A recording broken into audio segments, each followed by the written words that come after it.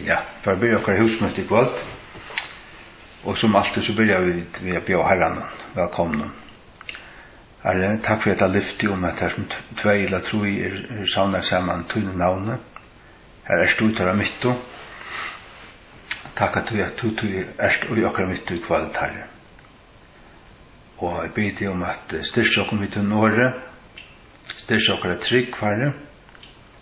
Og toholdig ande ber om at salva hvert øyre, salva min munn, at tåsa, og vi bare om at en frigjørelsen skal senkes I hvert hjärsta, og at ditt året skal styrke okkon, møte okkon, og styrke okkar trygg. Og I Jesu navn. Amen. Ja. Sørste eller trutjar ferien har vi tås om Jesu attekomo. Og jeg kanskje vet det, men jeg dvalger enn vidt det samme. Her nek å takke av, og her nek som vi skulle ha vi hoa oss å være verken og tullukt. Og så at jeg også jeg må tås om til atterkvald, ganske leiser endar, det bare så sånn her. Her det som man sier. Men vi kan fære først til Matteus 25. Om tartutjo jomfrikonar. Som sjåvande brurar, for her skulle giftast vis den her bruggøvnen. Bruggøvnen sjåvande Jesus. Og han sier, kongadøm himmel skal lukna med tutjo jomfrur. Vi leser. Matteus 25. Ta skal kongadømme himmels være lukna ved tutsi jomfrur som tåg og lampur skynar og fører ut av møta bruggøvnen. Og 5 tåra var vysar og 5 var dorskjemar. Ter som var dorskjemar tåg og lampur skynar og tåg og onka oljevissar. Men der vysu tåg og olje i sin kannon saman vi lampun skynar. Men bruggøvnen dralaie, durva og tar atlar og svevu. Og vi midnatt var et råp gjørst. Så I bruggøvnen kjemur, fer ut av møte honom. Ta ris og atlar til jomfrutnar, og trimma av lampursøynar. Og tar dar som og søtte vi tar vysu, gjev vi okkon av oljutikkara, til at okkara lampur og sløknajar. Men tar vysu sværa og søtte, ikkje så, at ikkje skal være noe mykje til okkon og tikkon, men færre til heldur til torra som selja, og kjeipe tikkon sjálvun. Og medan tar fyrir at kjeipa, kom bruggøveren, og ter som var bunar, fyrir inn vi honom til brittleipe, og horen var leten attur. Så igjen kom òsni hinar jomfrutnar, og søtto, Herre, let opp fyrir okkon. Men han sværa og sier, sannelig sier tikkun, jeg kjenner tikkun ikkje. Vætje tui, til at vita først dagen eller tuiman, som menneskesåneren kjemur ui. Det lukka som et stikje som gjer okkon alvarsom og edru. At dette skal være så, at kyrkjan som hese her tutsi jomfrutnar, kyrkjan tar tås av de bror Krist samla, og så jomfrutnar som einstaklingar, eller som kyrkjuratningar, eller man kan si hva som helst her, det lyser bare. Men tar hese flokkane, eller så falskene, hvordan man så flokka det opp, det døyles du tvei, til til vysu, eller ter vysu, og ter dorsomo. Og så er det av atlar lampur, og så er det at det brent tjadam öllum, til at tjadam dorsomo her slaknar òsne, vi leser i vers 8, til at okra lampur slaknajar. Det vil si at oljan som det stender her, som i konnonen, hon omfram til oljena som sjåvand i lampunen. Til lampan så at lampan som hever olje i botten, og så en vøyk som fornyr i her, og så fyrer oljan opp, og til det som det brenner av, eller vi. Det vil si at kanner som det har vi søgnet av, det eika. Så det heva allar olje, annars hei de ikke kunnet slakna så de ladlum. Legg merke til, og et annet, at bruggamren tar en kjemur, han tenker ikke hatt fyrir tog at nu sovad, eller nu hessa ikke klar, eller med boia sin til langt inntil det kommer gjøre seg klar her. Nei, det har haft alle det tog det har hatt brug fyrir, men det hadde ikke vært visar. Tog at hvis vi leser her i vers 6, at om midnatt kommer et raup, det vil si at hva det det vet ikke, men vi leser om i 4 Thessalonika 4:16, at Herren kommer, da skal det være ved en raupe. Men det ser ut som han kommer ikke bort til i vers 6, til at det her av tog jeg snakket oss inn, nå mangler de en olje, og det er også så færre til det er også så ber det djeva seg av sunner i olje, og der ber det så færre kjøpe olje her som han kan kjøpes, da. Det er sjående til herren sjålvun, etla tja, øren brennende falskje, til at du først har vekingarmøter, til at du først til å bli oppvakter og avfylter, da. Men vi leser her i vers 20, og medan tar fører å kjøpe, ikke øyne løt 18 år, nei, med der fører å kjøpe kombruggamren. Det vil si fra til at det raupe fører ut, inntil han kom, her vil stått tog. Og så kommer knappt fra bruggamren, og der som bonar til å fære inn, til brittleipe. Og i bibelskolen skildringen at det til at giftas vi bruggamren, og til bruggamren, han til maveren, og modjanar eller jomfrudnar til og til konana. Men og i Bibelen vi kollektivt Jesu lika, eller kollektivt Jesu bror, at det sagt. Så i Bibelen lærer til vi skulle giftas ved Jesus, ta han kommer etter okkona. Og det og rent praktisk, så det en varsla, som vi leser også i Matteus 22, om brittlev til kongssinnen, som vi også vil lese om 18 år. Men vi leser her i vers 11, og så han kom også hinnar jomfrutnar og søtto, Herre, lett opp for jokkon.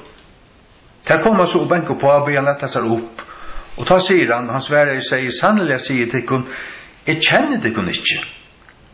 Men legg mest til han hei kjent der, til at der var farnar ut, der var sammen ved hinnon, og der brent kjødamon, og der som brente, det var oljan som holdt i anden. Men nu var slakna, og han var kommet, og horan, og dittna var lattna attur, og der slupp og ikke inn. Og han sier her, Vittor, jeg kjenner det ikke. Hatt å sera, oppvekjande og skækande år, det må man säga, som vi skulle om å leta skæka okkon, for at vi ikke skulle sovna og være slakna, men daglig søkja herran. Så sier han også i vers 13, Vætjetui, altså. Tui at det vita for seg dagen eller tui man som menneskjonen kommer ui. Vi skulle være vætjen. Men legg til merke sier at i vers 6 stendet til at om midnatt kom et raup, så nu kommer bruggamren for ut av møte honom. Og det kan godt være det som vi suttja til døms henda på nå at det øyla nek som drøyma og suttja og formidla den bådskapen til få at herrans atterkomma og bortrykningen stendet på vi ditt nær og ta det så nek og så vuja spjatt ta halvt vi gjerra rett og at gjeva gæt rettet ui det vil si at det kan være anden som taler i jøgnen til minst til at i gjerningen av apostlene kapittel 2 til 700 her citerar Peter Joel og i fra vers 16 til 700 Nye testamentet han sier om uthelling av Hellige Andans men hette det som var tala ved Joel profete og det skal hente i sørste døven, sier God, at jeg vil helle ut av munnen anda over alt kjøtt, og tykkara sinner, og tykkara døtter skulle profetera, og tykkara unge menn skulle søkja sjøvner, og tykkara gamle menn skulle drøyma dreymar. Det vil si at her byrja sørste deir. Her uthetling andans byrja, og så var det kvart atterlig må drekke av tog og få et fruktmøte ved Herren og øya andans kraft og Guds nærvero. Og det kunne vi. Og livet vi ui tog, så kunne vi oppleve seg tingene at som vi profeterer, som andre situasjoner og andre dreymar. Sjåvande skal man være kritisk, og man skal ikke gløypa øynene kvarjon, men ser man til at det utbrøtt, og alle kontinenter av gjørende, at kjolt bøten og vaksen og eldre bei suttja og drøyma at bursrikkingen bønt hotne, ja, så tekka vi til ettertakter, og gjør oss til røyjar. Legg mærke til, vi løs her i Matteus 25. Ta i råpe kom, ta riset der atler og trimma av lampersynar. Det vil si at det som der høtt, og det var lampan som skulle brenne. Og i minne årsene fra tempelen under Gamla testamentet, her stod en ljøsastetje som skulle brenne natt og det, og der skulle køre olje og akvann morgen og trimma vøyganar. Det var som tant i tempelen. Og nå vi tempelhøylig andans, høylig anden bor i okkon, 4.6, nøyjan til øyne 20 sier til. Og vi må halda oljena brenna, halda lampene brennande, og sørge for at olja av lampene, og vi vis, så har vi ikke eika olje vi. Det akkurat som hvis vi skulle køyre en øyla lengan biltur, kanskje i Afrika, eller kanskje rundt Osland, som jeg ofte har gjort, til bedre nekvar bensinstøyer, men ankerstene jo, kanskje du køyre flere timer uten å søke nekvar bensinstøy, og hever du forlydig av bensin, og at du først fra øynarstøy, så kanskje stande her pura hjelpersleser av mer natt. Men så det kjent at til død som man køyrer bil, at man hever eika tankar, reservatankar i bagasjerummen. Såløs at skuldet har blivit tømt, så fyller man mer av, og så klarer man seg. Ja? Og det kallas vøystøvner, at gjøre det. Og det det som er her vøys, så har du gjørst, det har du søkt Herren, og leser sånne bøybel, og bygge, og blir opptidsen av Guds rydde, og tatt, og til kattelet, at det finnes fra Jesus, såløs at det var ikke slakt, nei. Såløs at da Herren kom, så kunne der færre inn. Men det stender her, det er sånn av atler. Men det som hadde vært viser, det hadde å ta eika olje, og i kanonen, som det kunne hedla og i lampene, og få det brenne atter.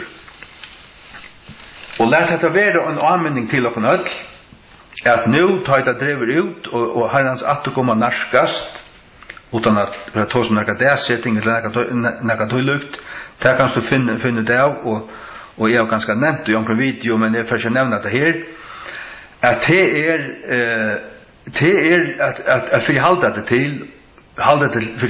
til det, og tekka det i olvara.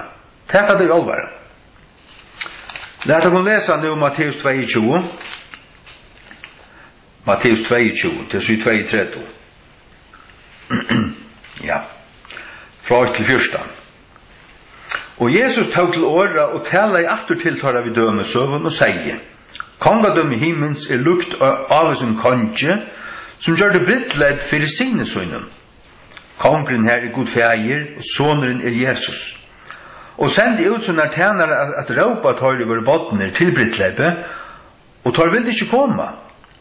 Atter sendte han fram tjenere og sier, Sige tøymen bøyen, så jeg av fyrrøga minna maltøy, munner oksar og gøyngar kolvar drippner, og alt ting til røyjar, kom i brittleipe.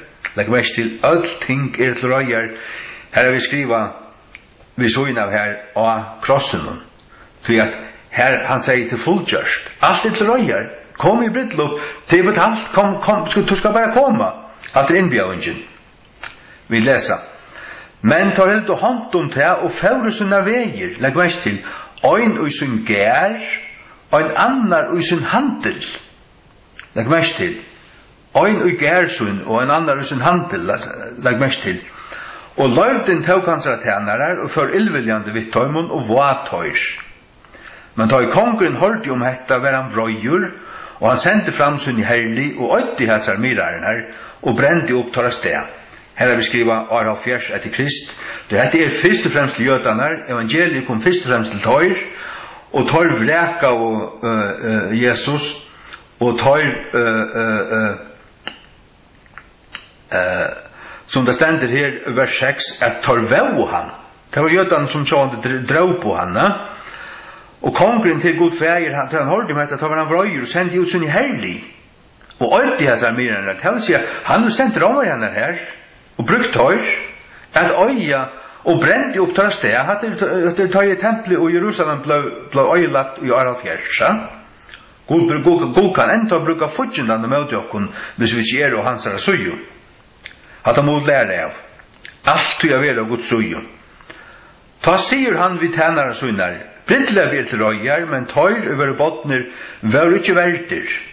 Fære tid tøy ut og affæra veinar, og så mongen og tid skulle hitta bjau til Brittlev. Her er skrivet så inn av gledebåskaperen til høytningarna. Nu får han ut til høytningarna, ut til alla tjauer, så mongen tid hitta bjau til Brittlev, ja. Så tar tænarne for ut affæra veinar, og savna saman allar, så mengar som tar funnet, bei ringar og gauar, sørst du. Bei ringar og gauar, det er også en sindarar. Og folk av öllums leie, tog at til fullgjørst, som vi lauser her, vers 4. Öll ting til røyar, kom i brittluppe, til fullgjørst. Halleluja. Og brittleipet var byggvi vid gestun, vi lesa vujar. Og da konkurren kom inn at suttja gestene, så han her en mann som ikke var uilagten Brittleivs klæge. Og lag mest til at her klæge det som vi leser om i oppenberingen nøytjan, at broren av Gjørsel til Røyar, hun vil lete seg ui Brittleivs klæge, og det klæge rattvoisen til dem høylav. Og til rattvoisen, men til han rattvoisen vi da finner vi trygg var Jesus, som Romerbrevet 5 tåsar rattvis gjørt vi trygg, har vi no fri vi god, vi har okkar Jesus Kristi. At det en gava. Og her stendur så til at her var en som ikke hei brittleivsklæge. Og han sier vi han, vinur, hvordan komst du inn her? Oi hevande brittleivsklæge. Og han var malbunden, han kunne ikke sige, vi slipper ikke inn her, og jeg kan egne rattvuse, og jeg egne verskun, eller nøkron som helst, heldig ikke på at vi var trygg kyrkjefolk, og lidi av kyrkjena, eller lidi av sakramentet, men ikke åt Jesus. Det er ikke godt nok, det slipper du ikke inn på. Det som til det at du måste øya Jesus, han din berging. Han ørsken som du måste være funnet ui, ta han som rattur. Vers 13. Ta seg konkurren til god feir vid tænaren her, bindi han hånd og føt, og tætja han borstur, og kasti han ui ydra myrskur, her skal være gratur og tannagrusl. Det vil sige, sjøyla at den rattvuses bunan, som Jesu Kristi rattvuse, så vil du blekk av ut, her som det tannagrusl, og det en formor, eller det en løysing av lætan til helvete. Låt oss nu færa til oppenberingen av Nøyjan, det er 342 i Jesu navne. Halleluja, godt at hos og kvalt. Anden nær, hans kraft virkar, takk lov. Halleluja. Oppenberingen av Nøyjan fra Tjei. 342. Låt dem okken gledast og fegnast og djeva honom høyur.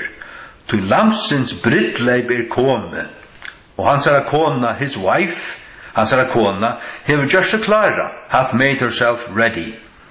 Og henne var give, legg mest til give, til en gava, at hon skulle være skrudd og funnt loin, rønt og kvitt, tog at ha funna loin rattvusen tja høylavun, the righteousness of saints.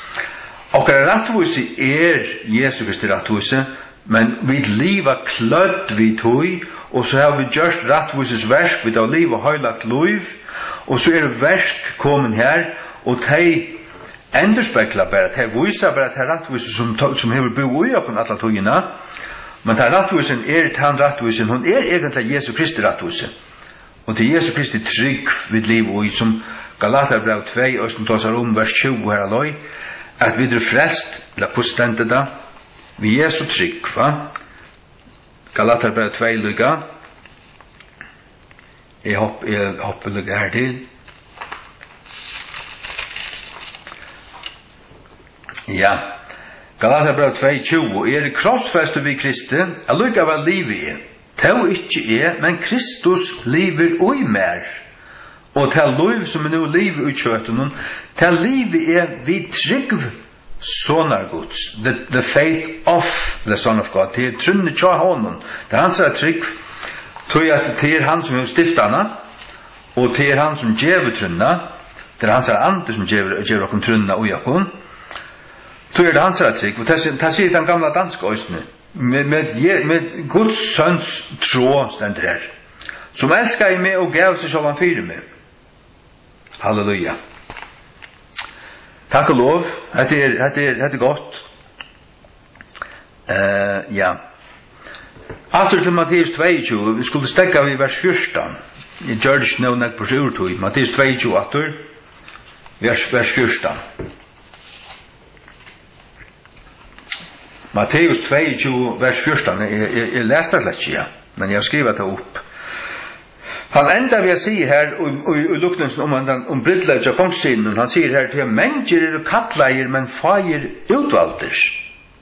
Mennesker kattleier til lukka som kattleier også en bjaueier.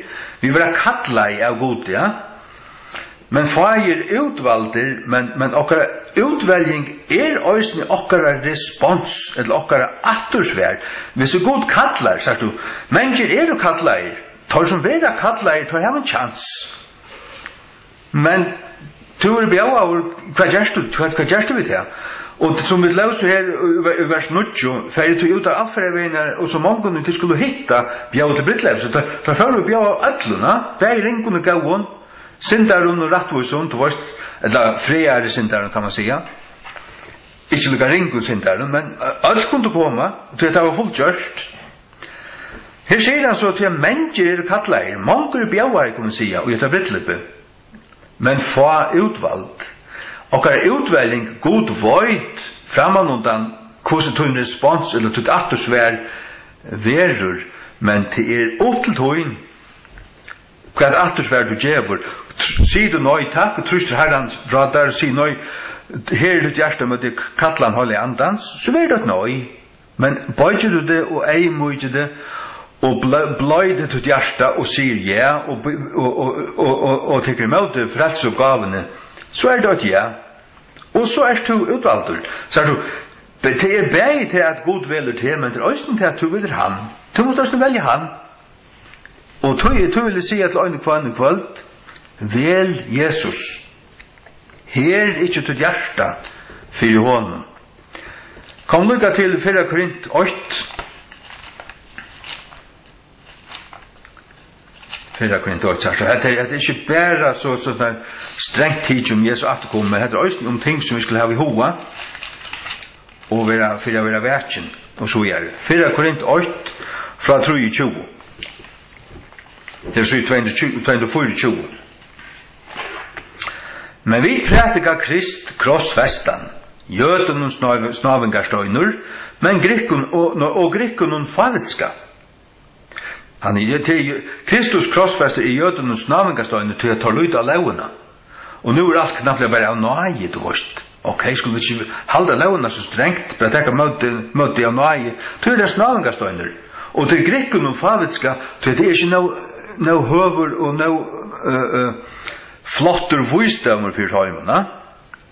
Men så sier vers 24, men tøymene er kattleier, bæge jøden og grikken, særlig legg meg til kattleier. Tøymon og kattleier, bæg jøden og grikkun, Krist. Vi prater om Krist. Guds kraft og Guds visdom. Kristus er Guds kraft og Guds visdom, gjør en åren. Du faviska Guds er visare enn menn, og vøygløyge Guds er sterskare enn menn. Det tid suttja tykkara kallan brøver. At du leser til orsaka ordenen kallan. Okkara kallan. At god du kalla okkona. Hvordan og ikkje mennesker voiser menn etter kjøtenen. Ikkje mennesker mektiger. Ikkje mennesker tignarliger. Og kallair. Men god hever utvalgt hinnar fadenskutto loter heimsins. Fyrir a fjanska hinnar voiso. Og god hever utvalgt hinnar voikoloter heimsins. Fyrir a fjanska tar loter som mektiger. Og niarlige loter heimsins, og loter som vanvirder, hever god utvalgt. Ja, og loter som oi. Jeg gjør til åndsjes loter som Fyrir at åndsje kjøtt skulle rausa seg og i hans nærværo. Men av honom tid i Kristi Jesus, som av god gjørden okkon voisdømur, legg mest til og rattvise, han okkar rattvise, og halkan, Kristus okkar halkan, og endeløysing. Han okkara voisdømur, okkara rattvise, han klægir okkon, han okkara halkan, til han høylaver. Og okkara endeløysing, han endeløyste okkon, han betalte fyrir okkon, vi som blaue. Fyrir at samsværende som skriva han rausar seg, let han rausa seg ui herran. Hette så viktig ting. Ta vi tås om endan, Jesu at kom borstrikkene som trykker stendet nær fyrir framman, let kon si at det såles nær fyrir framman, rattliga nær vil jeg sija, at vi grøy om disse ting, at det ui kristen, at vi standa rattvus, vi standa halka og endur lost, og vi må ikke være vika borstur, ikke leta kom vika borstur fra, til einfalda krossens gledebåskapet. Vi leser oss nere vers 18, til krossens prætikan fyrir tøymon og glætast dorskapur, men okkon som frelster, hun Guds kraft. Krossens prætikan Guds kraft, vi vita det, vi kjenner det. Og til prætikanen om Kristus, og til hans rattvisa liv, hans høyla løyga, og vi som feilande syndige mennesker, neistade syndare, kunne flytja okkur til hans og at han han som gav vi okkur, elskar okkur, teksar av okkur, og grøyer okkur, og klæger okkur, vi sunner rattvise. Halleluja. Jeg også at jeg sier, jeg begynner vi, at det var sånne leiser endar, ting som og i det men jeg vil gynge bie, gynge spaseretur bie, og så snart hoksa, så kommet åt petti her, åt petti der, til mun til jeg vil så skriva nyer. Lett jeg gå nå færre til Matteus 8:3. Matteus 8:3. Vi da tås om at her, at få kattle, og at takke møte, og at komme akkurat som vi der, Jesus sier Matteus 8:3, og sannelig sier tikkun, utan tid være omvendir, og gjerist en så lydel bøten, skulle det ikke genga inn i kongadømme himmels. Han sier ikke, utan tid å øylag begava, å lesa 200 bøker og færa teologi seminarie, og i Amerika eller i England, og bliva kanoner i teologi og ditten datten, så har vi noen chans. Nei, han sier at det skulle gjøre mer som lydel bøten, til å si bøtenen til ærlig, de overspekulerer ikke, de tryggva, de åpna hjärsta og de lyta og de vaksna. Og her det god vi tar vi gjøre, vi skal lyta av han, vi lyta av han. Og dette tenkes det også som vi løs her i fyrgrunn 8 Johan her som vi løs om at god har utvalgt hinnar niarlige loter hamsins.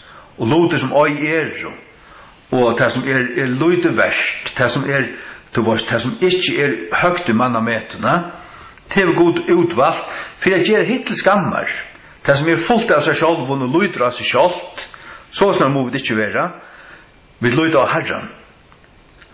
Og vi vel begava, og så, ja, man brukar denne gave rett, brukar det fire god, og tjenest for han, og i tusen han løyte til. Halleluja. Lät oss lukka hitje etter Hebreerbrevet 9:28, det har vi just tidsi fram i omkring video her fyrir. Hebreerbrevet 9:28. Hebreerbrevet 9:28, så i 295. Således var Kristus øynafer, offraur til å bære syndene tja mongon, så stendet han. Og tøymon ui vanta etter honom, skal han byrstast fyrir ærefer, utan synd til frelso. Vantar til etter honom. Her stendet altså til at tøymon ui vanta etter honom skal han byrstast. Hvis vi så tenker jeg her inn til broarmåtjanar, ter vuiso monter av vant etter honom, mer enn hinnar, og hvor var hinnar avvuisar? Tu tar løtt og ikke uittingene, tar fyrrøygas ikke rett, tar gjør du ikke alle tar fyrrøygingarna som kunne være neivar, til dømes hvis du skal køre en lengan bil rundt om Osland, eller tvers til Jøkken Amerika, som tekur tver viker til hva det er, at du hoksar om til at vi burde haft bensin, eikar bensin av bilen, og i omkring dutje. Så har du ser vois og hoksa, la meg gjøre meg eike avmek, la meg virkelig bia, og virkelig Herren vil at vi vittna og anna, la meg gjøre det, og du røyner at gjøre alt det som til Herre og Mostar har sagt, og så løsner erst i forbindelse vi han, så har samband vi han, og hans er kraft og liv, virkar ut der, fløyer i jakten det, ja, det er det som du måste gjøre for å holde det livande. Og det hjelper til å holde det livande, ja. Så her stender altså, og tøymon og vanta etter honom, skal han byrstast. Those that wait for him. Wait, men leser du ordet wait, så er det a boya to wait with expectancy. Tog har vi brukt ordet at vanta, men ta skandinaviska, norska og danska ordet vente. Det i familie vi okkar vanta. Det vil si at vanta merker òsning a boja. Det vil si at vanta det nekka som du gjerst inn i uitar, men vanta du inn i uitar, ja, så boja du òsning. Tog rikkar året vanta ser det vel her. Tøymon du vanta etter honom skal han byrstast fyrir ærefer, det vil si fyrir koman som frelsare, han kommer som ærefer som okkar endeløysare, skal løysa okkur utreserver, og gjeva okkur dårdalikam, og røysa de som sover og gjør den opp, og virkelig være rikt opp til fundar vi herran luftene, som vi da lyser flere fyrir systene, som da stender om 4:13-18. Lett oss så lesa òsene 17. Timotheus 4, vi får atter etter bøybene, 17. Timotheus 4, 6-8. Legg mest til hva Paulus sier. Det sier 26 først. Til at jeg nu til røyer at være offraver. Og legg mest til hva han sier så. Og tøyen av mine frafer vi hånd. Hvordan skulle Paulus vite det? At tøyen som han skulle fære bortstregene narskaist. Hvordan visste Paulus det? Til god har jeg vurst under det. Han sier det også ærestan, så som Herren hever vurst meg, sier han ærestan, ja. Herren vurst jo under det. Ja, kan Herren så ikke vursa ta med frelst og kring alle hjørene nu, at nu vi nu til røyer, gjør det nu til røyer, til nu bortstrekningen ser han jo, det trykker vi. Og som det også stod her i Matteus 25, vi lauser det, om at det er raupe som fer ut. Og det gjør så til røyer, da. Og til det som vi nå gjør, til å gjøre noen ekstra vel til røyer, jeg møter bryggamnen, til han kommer. Paulus sier så, jeg har barst og en gauan barde, ja. Jeg har fullført skoj mot, jeg har varvått trunna, at det har vi tås om fyrr. Han varvått trunna, ja, kvært om han ikke er varvått trunna. Det vil si, han sier her, han heier varvått trunna. Ja, hvis han har vært sløsasligur, ikke ansas her, og så kom det da være at han ikke er varvått trunna. Og det stender om ærer som har li skipbrott av trunne. Ja, men så åtte det trunne, men og det stender om at tar kvalva trunna tja sommona, tar som lærer renklærer. Kvalva trunna tja halden husahaldun, så stendur. Vers 8. Hean fra ligger gaim til moin ein rattvises krona, som Herren, hin rattvise dømaren, skal djeva mer av hinu degi. Og ikkje bæra mer, men òsne ödlund tøymon som elskar hansara byrsting. Her har vi skriva ved søgn av, elskar tu hansara byrsting. Og her vil jeg si at rungande ja, jeg elskar hansara byrsting, jeg vant til han, og det krever jeg av meg at det skal. Jeg skal elskar hansara byrsting, og jeg skal gjøre alt til røyer. Så er det somme ting man krever av seg sjálfun. Ting hender ikke bare automatisk. Det er ikke alltid lukka lagt å sette seg i stålen og lese og søyevis i bøyblene. Somme bøker er tungar, og onkel der man linor og alt det der. Man ganske sånner. Her kommer noen blunter inn i middelen, men så er det til, ok, hva er det kommet til? La meg fortsette. Og til at lese Guds ord måste du, og at bia for alt det livande, det måste du. Fredrik Wistlöv skriver i at bønnen er de kristnes åndedrett. Bønnen er andadrotteren tja du frelsta. Hvordan langt har du livet hvis du ikke anda i? Du er døy. Og hvordan kan du så liva som at det er utan å bia i høver? Det er bist til. Du måste bia. Og helst morgen øyna fyr. 4 Korint 16:22 stender her er et sera man kunne sagt bombastisk nær sagt herligt vers. Her stender det at om onkur elskar ikkje Herren Jesus, ta veri han anatema maranata. Ta veri han anatema maranata. Anatema merker ta veri han bannavur. Og maranata merker Herren er nånta. Det vil si, om onkur av okkun som kjenner Herren og hava møttidje han og kjenner hva han har gjort for okkun og hvordan han har elsket okkun og hvordan fullkom i alt det hvordan fullgjørt alt det til som et øye vant og alt det der og så legger du ikke ui Herren du elsker han ikke til øyla vanda mykje og her sier jeg aftur det måste du kreve av deg sjálfun akkurat som at han som er giftur vi en mann att ha en kona som gifter en man och en mor som gifter en kona man kräver det av sig själv är skall vara tryggvor är skall till lova det och så helt det till själva nackan att hålla det lyfte som du lova det kräver du av dig själv tingen är inte så att det bara händer av sig själv onkel ting man kräver av sig själv och hålla sig till og krever av seg selv at man gjør deg. Simpelthen. Vi færer nå til Efesus 5. Efesus 5. Fra 24.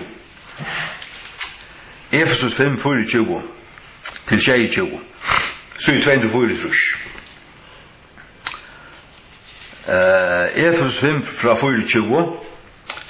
Så som tog kyrkjan undergiven Kristi, så løs vere konornar fyrir sin egnu mannen og i öllum tingun. Så som tog kyrkjan undergiven Kristi, så løs vere konornar fyrir sin egnu mannen og i öllum tingun. Tid menn, elskje konor tikkara, just anså Kristus osni elskar i kyrkjuna, og gav seg sjåvan fyrir hana, til det som vi da tås om osni her i kvöld. Kristus elskar i kyrkjuna og gav seg sjálvan en tog i deian fyrir okkona. Så er det vers 26. Fyrir at han måtte halka og rønse hana vid tvåanene av vattne vid årenon. Vid årenon. Sagt du. Og her er det til å finne føreskrikken James. Guds røyna vatten Jag vill hoppa att du som lust där, du som har chapterna, att du har att det kan ju för där och du läser här och du ser och sen borde vi änska King James så är det här att det är simpelt King James bibeln av förskon. Och vill du se några videon ut ja net någon ösne ting och searcher som är lagt ut i joggen så borde det gå ju för där att heter tanat strömmen heter tanata bibeln. Och vi att läsa henne så tvåar Herren för att han till Herren Jesus måtte halka och rensa henne för i henne till te brorna du som limer Jesus Kristus kyrkjo rensa henne vid tvåanene av vattnet vid åren lätt Herren rensa det vid tvåanene av vattnet vid åren och som tar som tant i tabernaklen och templen i gamla testamentet tar skulle vaska sig bäj händer vid tvåttarkärre och tar skulle vaska fötterna och vaska sig imsar tvåttarceremonier tar skulle främja tar där tant i templen och utan tar du justice attention så kunde du inte annat göra tar skuld du att göra. Och så är det till lika viktigt för oss att vi det och dagliga två okon är vi lärta Herren det vill säga anden och i åren och Herren brukar året det är hans år att ta vi äta det och låta det ta vi läsa det och grunda i det ta vaskar det okon och rensar okon sagt du för att han måste halka och rensa det vill säga år i halkar år rensar och år tvåar. Vers 26, för att han måtte halka och rensa henne vid tvåarna. Det vill halka, rensa och tvåar. Är vattnet vid åren, till att år är vattnet. År är här, eller vattnet här, till er år.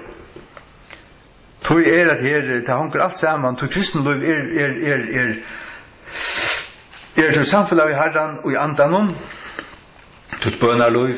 Och tog bibelläsnaver till tälsja daglig andakt, daglig husandakt, daglig att lusta till åren och läsa det och höra talare och så vidare och så vidare och så vidare.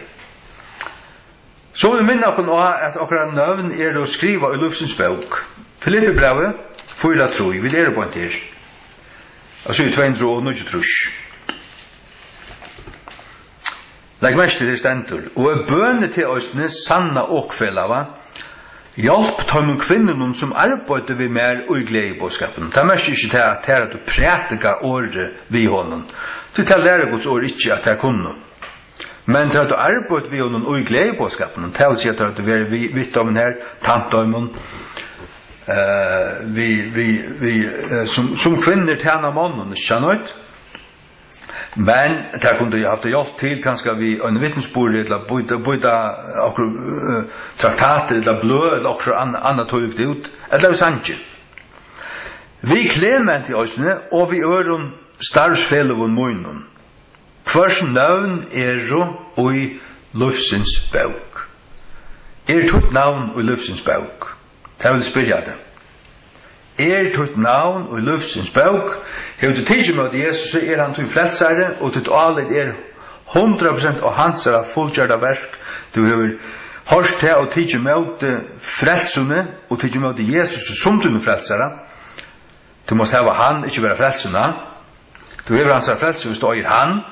Du måste ha Jesus. Och du han, så är ditt navn skrivet i Lufsens bok. Och ditt navn skrivet i Lufsens bok så ver du lovar in. Halleluja. Jeg så en vittnesbord av en liten baden ut der av YouTube. Han fortalte han drømt at allen tro at Jesus blev rikt opp, og til så stod det under en lengre rettjo, og anklar åpna av bøker, og ta i du komst til, så skulle du si at ditt navn, og så ble det løyd og her om ditt navn stod i seg bøkene, og hvis det stod, så slaps du inn. Hikka så ikke. Det er just det som vi leser her, at dere navn skrivet i Lufsens bok, og det vi til at du tidser med Jesus som tog inn frelsere. Og øyer han, og lyder ikke annet. Så allt renner ut fra tog, allt spretter ut fra tog, til at øye han. Vi hoppas så lykka til Lukas 20, vers 20. Lukas 20, vers 20. Det så i 55. Men fegnist ikkje i hesun at andaner under brottlige fyrtekon, men heldur fegnist av tog at tykkara navn skriva opp i himne. Det mykje av fegnast at tykkara navn skriva opp i himne. Og nei var sagt lufsens bøk. Sørst du. Hvis vi nu fyrir til åpenberingsna. Åpenberingsna, kapitel 20, vers 15, til 344.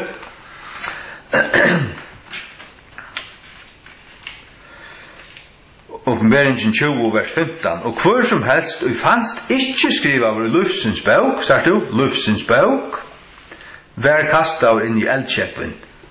Sagt du, heter det som har hørt, det som ganske blir bjauaie, disse tænerne får ut og bjau av ödlun som de møtte, ringun og gauun til vårt, ödlun. Og hefur du bo i fargen, så du bjau av, du hefur hørt evangeliet, du kom til at vi venter og så det. Men det kommer en dag hvor som luftens bøk vil oppleten, og stendet ut navn du ikke skriva her, da vil du kasta over inn i eldkjekven. Ja. Her som deie og helvete, sagt du i vers 14, og deie og helvete vil du kasta inn i eldkjekven. Det vil si at det først i helvete, så igjen i sjåven eldkjekven. Fær ikke her, men takk mot Jesu. Takk mot Jesu. Så får jeg lese som det sørste, Lukas 21. Lukas 21. Det her var et langt lise. Det byrjar vi. Det vil si at vi byrjar vi til sørste. Gjør han ikke, lett å lese den, og den er fortrætt. Hegg. Vi leser det bare efter. Lukas 21 fra 4-2. Og gjør gæter til kun sjálvar. Det ikke til nekra tøy. Nei, vi laus vet ikke. Nei, tvall. Vi laus Matteus 25 først. Ja. Og gjør gæter til kun sjálvar. Ikke til nekra tøy til kar hjørstu vere oppbyra. Vi auhegve og drittjuskape. Og stauran av sin løyve. Legg mest til ting som kunne få en stauran for sin løyve. Ikke hoksa for nek hetta løyve. Legg mest til ta i kongren bjøa inn til bryllupsa kongssinen, så får det at ombæra seg. Ein snakkar handelen, og en annan snakkar hjørena.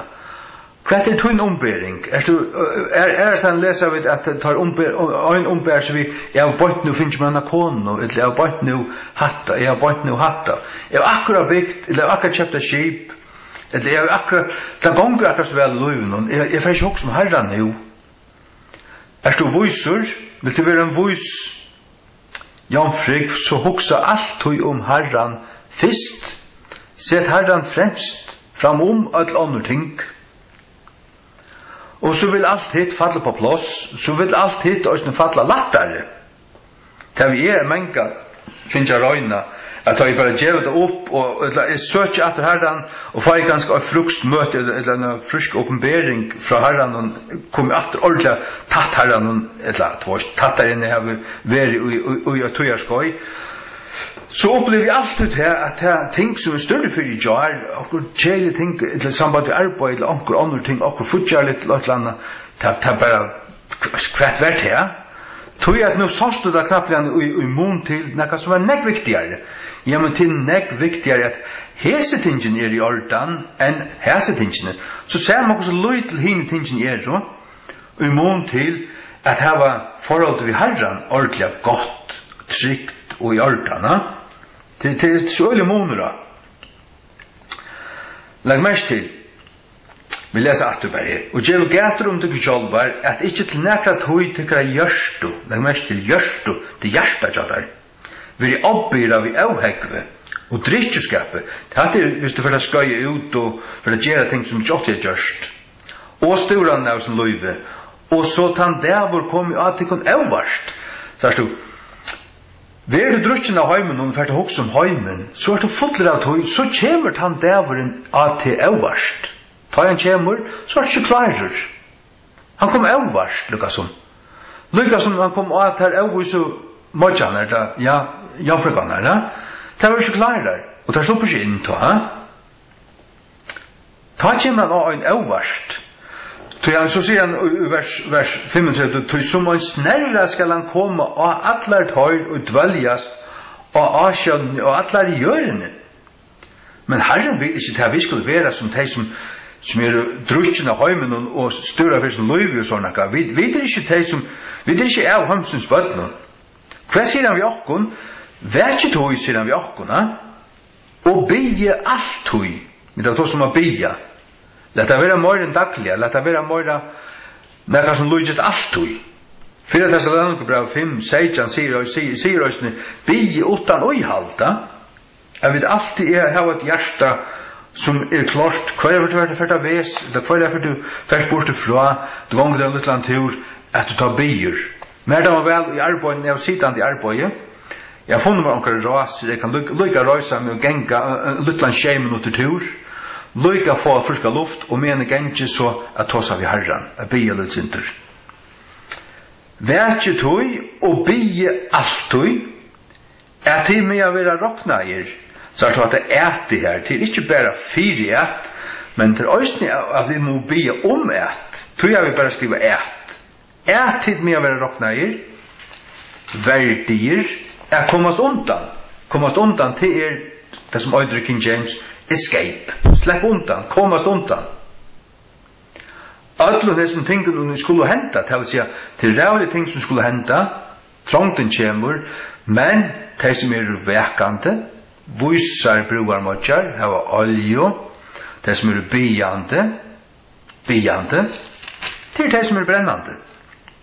Og du byande, så er du også en kraftla vittna og andre ting, og liva rett, til at ta delar Guds kraft i det. Jeg skal si at det er by om til kvann morgen, også i morgen, litt i hensene, og vi har han fytla med vi kraftene, og medan så satt i stålen klokken 5, kvart i 5, så knappel jeg så datt kraften i meg.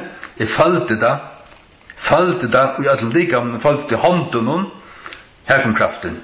Følte det, altså vi fikk en avfettling, det datt ned i meg av Guds kraft, tog jeg til å be om det uttrykk. Ofte kommer det ikke på en av det, men som regel kommer det 17 samme dag. Halleluja. Komast undan öll som tingum vi skulle henta og standast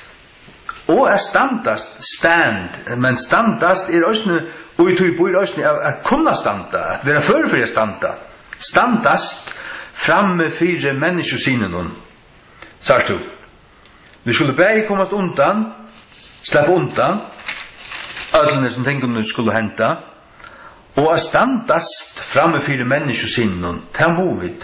Og her vi skriver Efesus brev 6:13. Her som det stender, tøyde det var gjørst alt standa. Vi skulle først gjøre alt som åkner og allagt, så kan det være til at vi bor i øyne tøy, det som jeg opplever nå, så jeg leier Bibelen fram, 2024. Det akkurat som til vakuum. Bibelen lijo, den intense rattlesingen lijo, og så videre.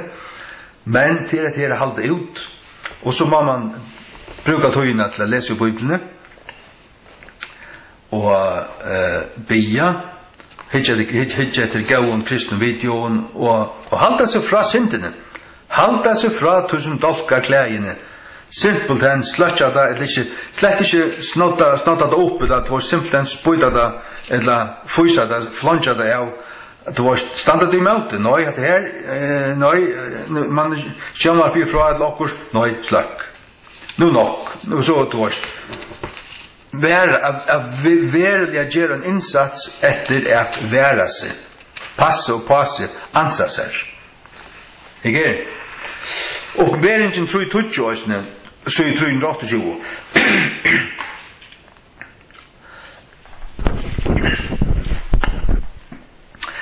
jeg tror at du har vært varvått år 12 år måneder vil jeg også varvøyda til fra frøstingarstundene, som koma skal iver atlan høymen til a røyna tøy som a gjørende byggva. Sørst jo? Et nekka du sema. Bi alt du for til med å være råkne her verdig til a komast undan alt nesten tingene skulle henta. Her stendet det at jeg til at du varvøyt år 12 år møynar, til et år som Herren er givet å være 12 år til òsten til at halda ut, ikke gjeva opp, men at hava uthalt, 12 år er uthalt, da bor ut i, år 12 år, du visst vi 12 år, så boja vi boja vi 12 år, og til å tro boja at man må halda ut. Vil jeg også varvøyda til fra frøstingarstundene, så at her er vera bjergaver fra frøstingarstundene og alle som skal henta, til hongur saman vi til å være bi alltid, og at varvøyda år Herrans. Så varvøyd år Herrans, først King James, og bi alltid. Bi alltid. Halleluja. Filates 5:16, lett jeg kan lykka. Gløypa til òsne. Filates 5:16. Fra 16. Fegnest æver, bie utan uihald. Vøyde tøtjer i öllum luton, til at hette Guds vilje, og i Kristi Jesus, vi vujtjande tekkun. Vøyde tøtjer i öllum luton, tøtjer. Vøyde gode tøtjer i öllum luton, alt som hender, òsne til som vi ikke skilja. Gjev det opp, og sier vi Herren til lydra av han. Det å ta hente. Jeg ble gifte med Lisho, vi hadde bare til sammen 2 år sammen, og sammen hadde vi bare 4 måneder. Og så fikk hun kreft og fjord. Og kvært, jeg kunne være blivet borskur, jeg kunne blivet surer og borskur mot Herren, men det valgte jeg ikke å gjøre. Jeg er simpelthen løyd av Herren. Og dagen etter at hun var ferdig, så sette jeg meg ned i stålen, gjør jeg en video om det, ta minst nå. Og vi fikk meg mannakodden, ta mannakodden kvalitet etter, eller morgen etter hun var ferdig. Og det var Johannes 11, 25-26. Her som Herren Jesus trøstar Marstu lovlat Lazarusar. Og han sier, jeg i opprørsning og løyve. Han som tror av meg, om han som var deigur, så skal han liva. Trorst to hesum. Og så var det lukket med det, ja, hon åtte Jesus, nu er hun færen heim. Hon langt og færen inn til dordina, og vid suttjast atter. Og til det. Og til det. Til han gleder meg også til å suttja han atter. Og hunden også, Floro. Ikke òsne jeg suttja atter, vant jeg suttja han av hunden. Og at med året av Jesus, jeg slipper byggva sammen med Lisho og Floro. Det vant jeg at han fyrir at djeva meg. Vi får suttja. Men ja, nu kunne gå flere sånt at det gjør han ikke, tål det godt. Men så stender vi her, slett ikke andan. Slett ikke andan, og legg meg ikke til, at han kan se vi tar tog ikke møtjan her som det sløkna i tja, men vi må ikke slett andan. Vi må ikke køva, vi skulle halda han brennande, ikke slett han. Det vil si at han elden som køyrer, som driver det, som jeg føler også når jeg fyrir tåsi, jeg føler det nå i kveld, det tar i tåsi, at det er akkurat som en kraft, det er akkurat som det kommer innanfra, det fløy i tjøkkenen, det er andans salving og andans kraft, at det må man ikke for at pilka vi og seta mannligan visdom og stegen fyre. Og du er ikke, du er ikke gynnt i skola, for du har lest teologi i 6 år og kom atter som en torskar og sin. Det var som om det skulle gjørs nekka godt, da. Det er ikke gjørs nekka godt. Og stegen fyre, hver er lars med, hver er gynnt av bibelskola tja, halde andan. Og hvordan jeg har lars Guds år, vi har lesa, og lesa, og lesa, og lesa, og lesa, og lesa. Kvært, Bibeln. Ikke Bibeln skal doa. Eller skal lære om Bibeln? Nei, jeg skal doa Bibeln. Ikke måneder bedre å doa Bibeln enn å vite når ikke om Bibeln? Det alltid. Så at, som sagt, varvøyde Guds ord, og den møgnøyden og åpenberingen som ikke fikk rus fra Jesus, men bare raus. Det var i Philadelphia, og hun har jo varvøyt hans år. Hun har jo varvøyt hans år. Og hekker man etter det, til menn som har dalt etter sunter, og du kan ta suttja, du kan skilna var linjer og kyrkjesøvene, og sier, her var ein tøy, og så kjem nasta tøyen, og den tøyen som sverar til Philadelphia, til reformasjonstøyen, fra 1500 til 1800. Det den kyrkjan som varvøyte Guds år, og som sværa til Philadelphia. Sjåan det kyrkjan i Philadelphia, hon var en fysisk kyrkja her nere i Luttel-Asia, altså her var en boi som Philadelphia, men så kan det også være kyrkjutøyar aldenar, eller kyrkjutøyar bilene, rettere sagt, og her sværa Philadelphia til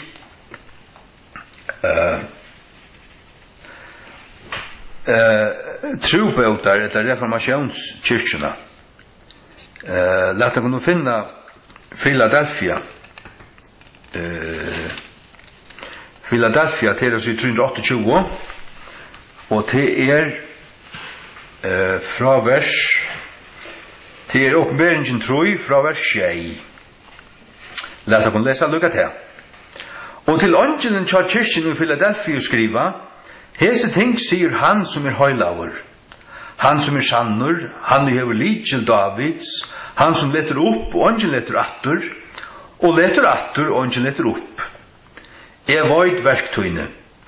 Så jeg har sett framafyrir her og når åpnar dyr, og til akkurat det som hendte fra reformasjonen i framafyrir, til at Gud byrjar at åpna, han har givet dem til røtte bautjena, og så åpnar han dyr estretter til India og Kina og soretter til Afrika, og tar fører vi skipon over til Amerika, og tar stående av Jamestown og Virginia og ditten datten, og tar hadde bøybelig og arbeider, køyran til trobående arbeider, og han åpna i dyr, og gledebåskapen fører ut som omgande fyr, sagt du.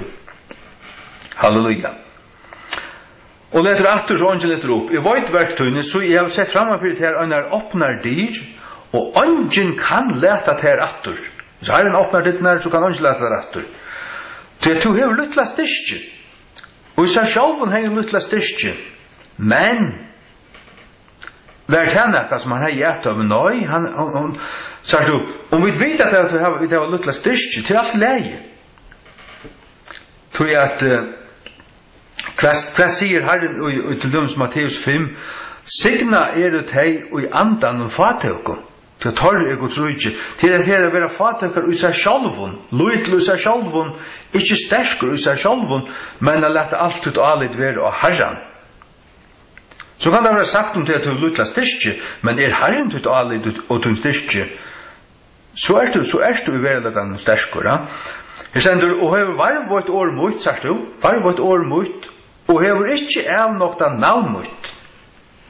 Så vel 11 tøymen av synagog og satan, som sier seg være jøder og ikke, men likva, så vel 11 tøymen av kom og tilbya framfor foten tøynen, og at vita at jeg vil elska til. Jeg tror at du hever varvått år, ja, det nemlig det her. Nå kommer vi atter til vers 20, som vi løser årene. Jeg tror at du var et år 12 år måneder, så jeg at atter det var et år, som vi løser vers 8, var et år mot. Jeg kjenner atter, var et år 12 år måneder.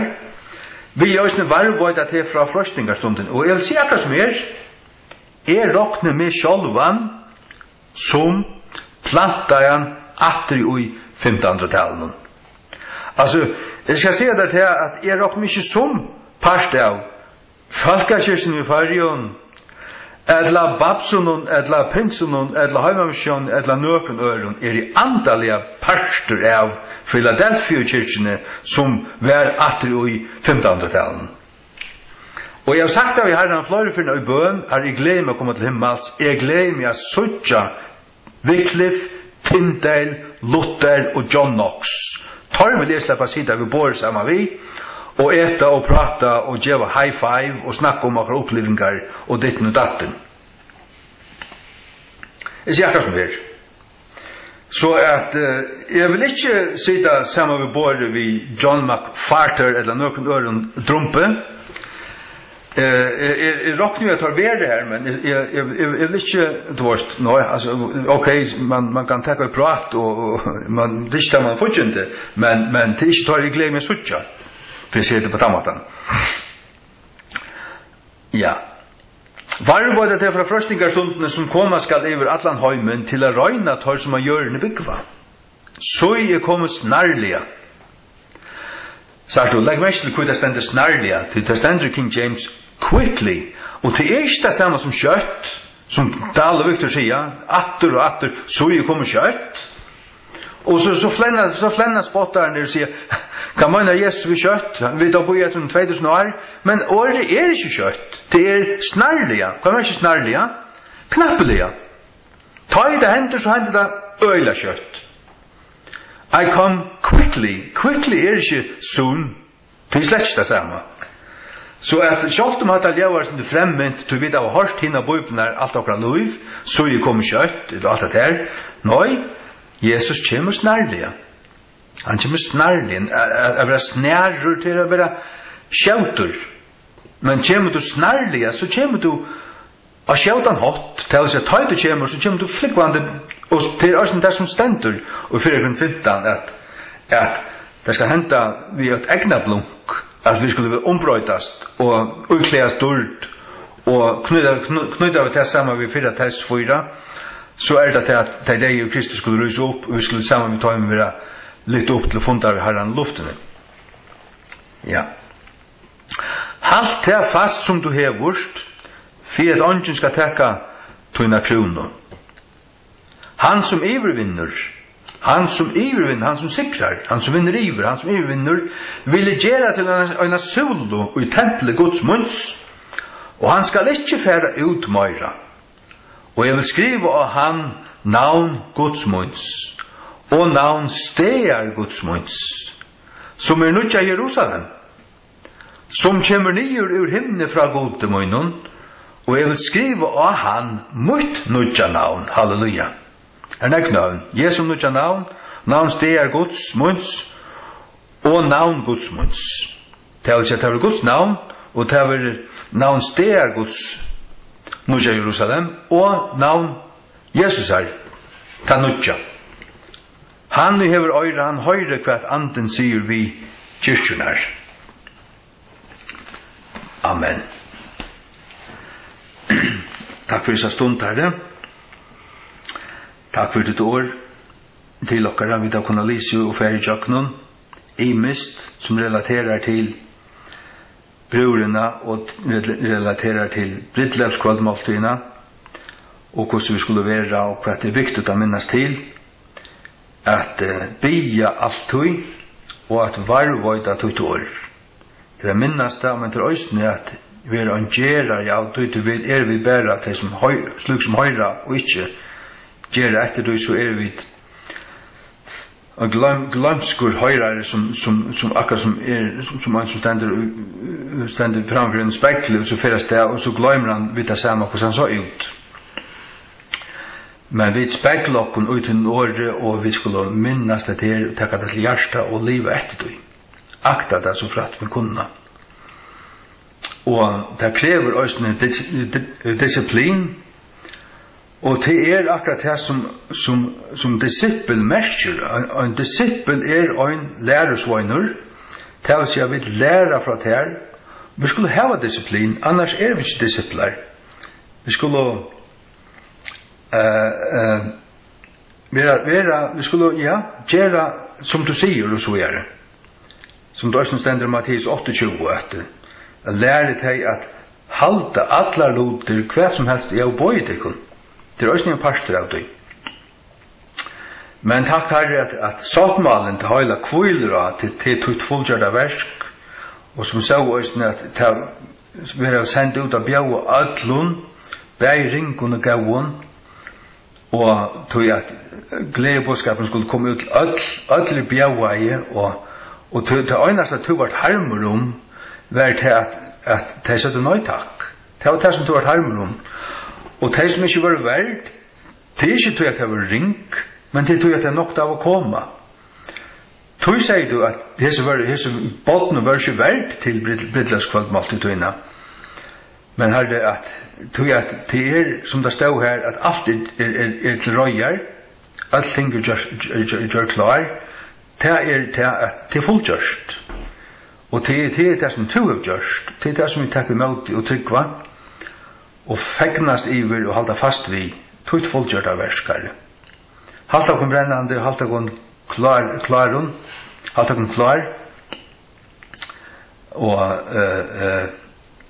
og djevåkken, jeg blir nemlig om det at du måste ha lagt olje og træt til øynene for en lustare her kvöld, og at det må være verken og hava olje og lampene og lette det at det må være brennande i Jesu navn. Sikne øyne kvöld, og takk deg for stundene i Jesu navn. Amen.